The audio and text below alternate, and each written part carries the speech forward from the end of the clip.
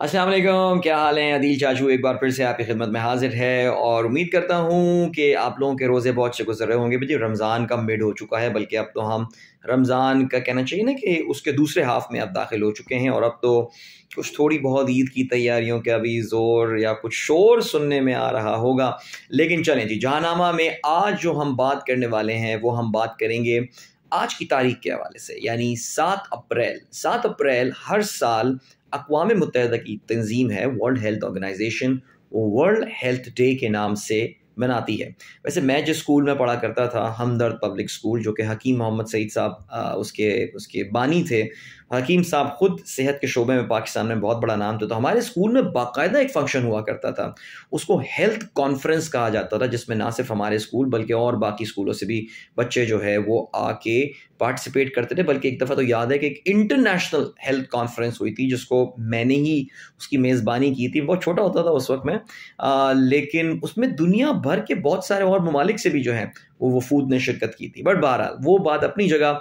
लेकिन world health day आज मनाया जा रहा है अपनी सेहत का ज़ाहिर है। मैंने आपसे कुछ हफ्तों पहले एक आप लोगों के साथ जहांनामा में मैं ख़ुद क्या करता हूँ, रनिंग का जो मेरा शौक़ है, मुझे भाग दौड़ करने का शौक़ है, दौड़ने का शौक़ है, उसके हवाले से मैंने बात की थी। लेकिन अभी क्योंकि रमज़ान का महीना भी चल रहा है, तो एक चीज़ जिसके हवाले से बात करना बहुत ज़रूरी मैं समझता हूँ वर्ल्ड हेल्थ डे के तनासुब से, वो है हमारे खाना पीना।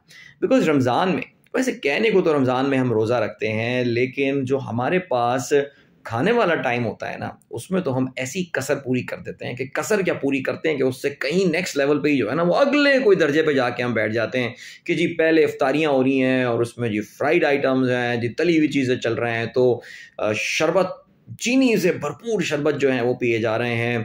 फिर जो खाना आएगा तो वो खाने भी जो बड़े मुरक्कन होंगे और फिर सहरियाँ भी जो हैं उसमें पराठे चलेंगे।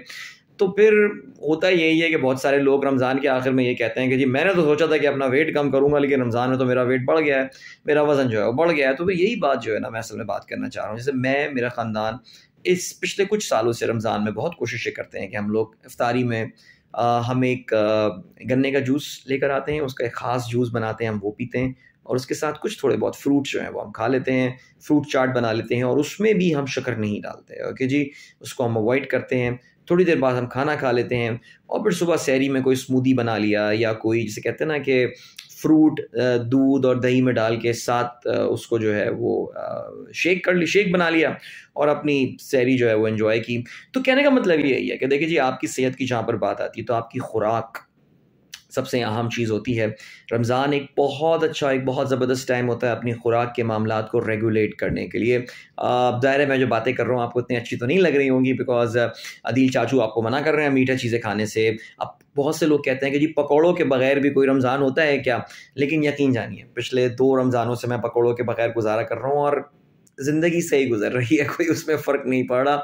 अपने आप को अभी से मुकम्मल तौर से इन चीज़ों से अपने आप को क़तई ताल्लुक़ ना करें, लेकिन अपने आप को आदी बनाना शुरू करें, बिकॉज़ आपकी सेहत बहुत इम्पॉर्टेंट है। आपकी जो सेहत है वो अल्लाह ताला की एक अमानत है जो उसने आपको दी है, इसका बहुत ख़्याल रखिए। रमज़ान ख़त्म हो जाए उसके बाद एक्सरसाइज़ शुरू कीजिए।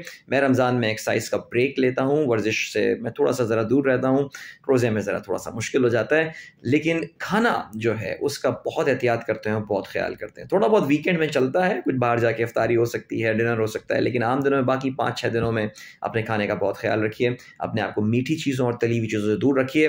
तो वर्ल्ड हेल्थ डे के हवाले से, आलमी यौम सेहत के हवाले से अदील चाचू का पैगाम आपके लिए ये था। इंशाअल्लाह अगले हफ़्ते एक बार फिर जहांनामा में आपकी खिदमत में हाज़िर होंगे। तब तक के लिए अल्लाह हाफ़िज़।